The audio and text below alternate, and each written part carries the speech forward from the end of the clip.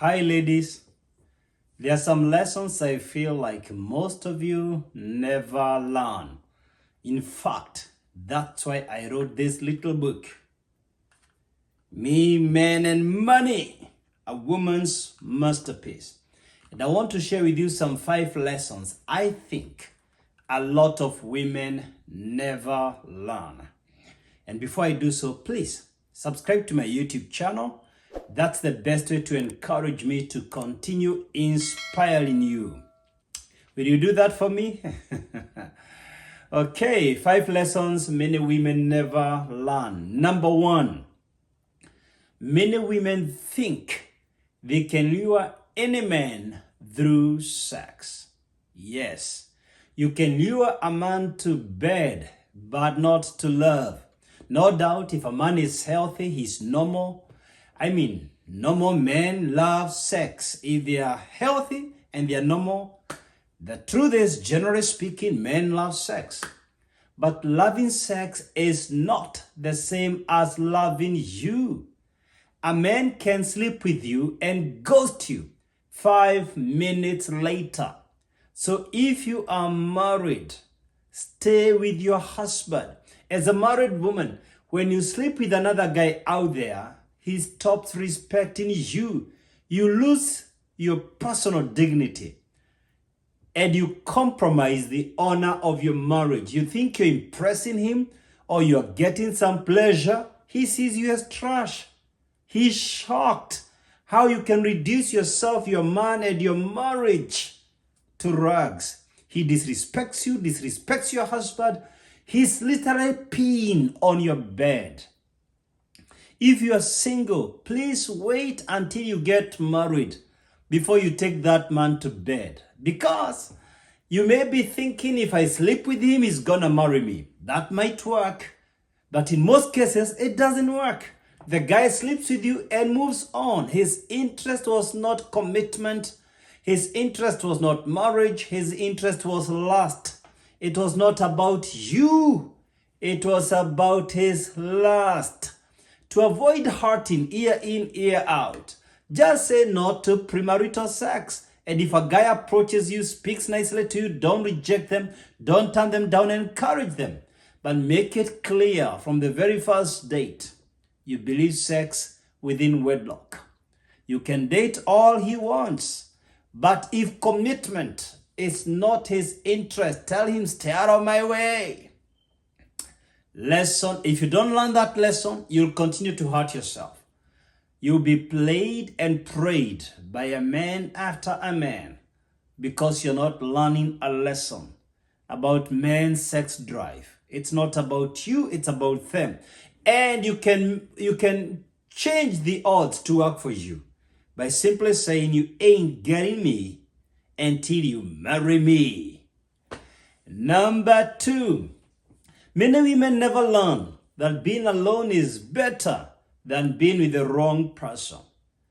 The desire to belong to someone makes many women compromise the quality of their life. And this is what I'm saying. You are an educated girl. Why are you going for a guy with no education? If you are earning and the guy is not earning, that marriage will never be stable. More about that in a moment. But why on earth do you want to marry a guy who is staying in the house, expecting you to provide to him? If he's healthy, he's normal, he's not sick, why in the name of common sense would you want to date a guy who is not doing something? If he's not working, he's not doing something, he will not be responsible in marriage.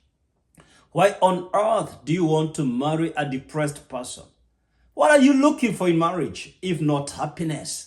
If someone has a depressed and crushed spirit, they will crush your spirit as well. Depressed people depress people. Hurting people hurt people. Let him first heal and then get into your space. You are not his personal psychiatrist. If someone has anger issues, let him first deal with his anger issues before marrying you, because he'll pour out of the abundance of his heart. He'll pour out of the resentment and bitterness and anger that is tapped up in him. If someone is unable to control his emotions, he will ruin your life. If someone has moral issues, seriously speaking, why do you want to stay with an immoral man just to say you have a man? Why? You notice he has a chain of girls all over him. You notice when you're still dating, this guy is a womanizer. And you still want to belong to such a guy? What are you looking for in this life? Number 3, many women think they can change a man. And this is both singles and the married. Let me start with singles. You'll find a single lady.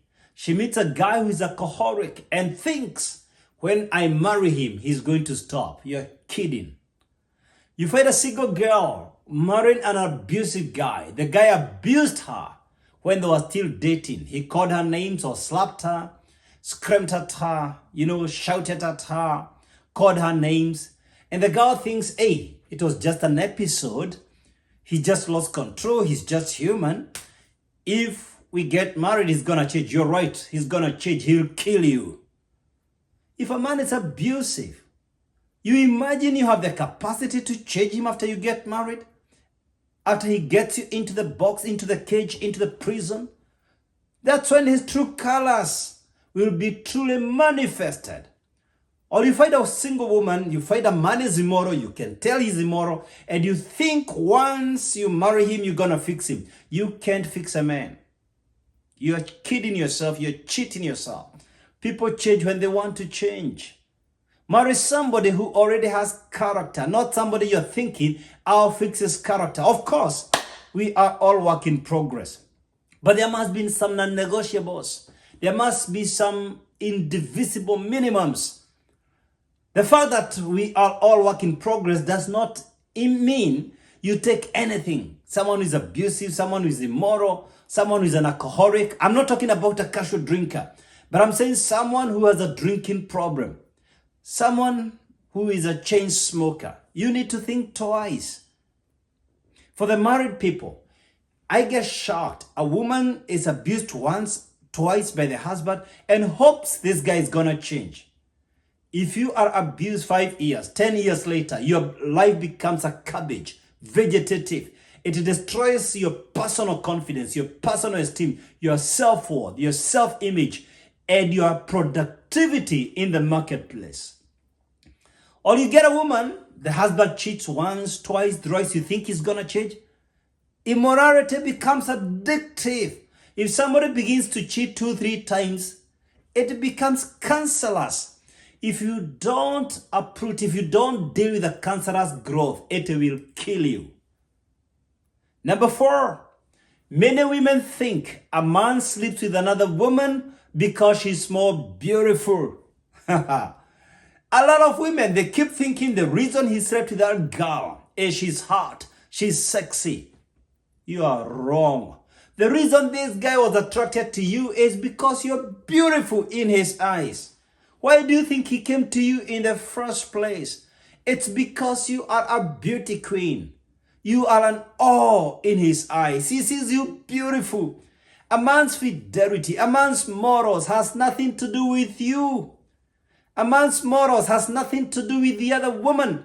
It is not based on how beautiful his wife is or how beautiful she's not. A man's morals has nothing to do with how beautiful that other girl is.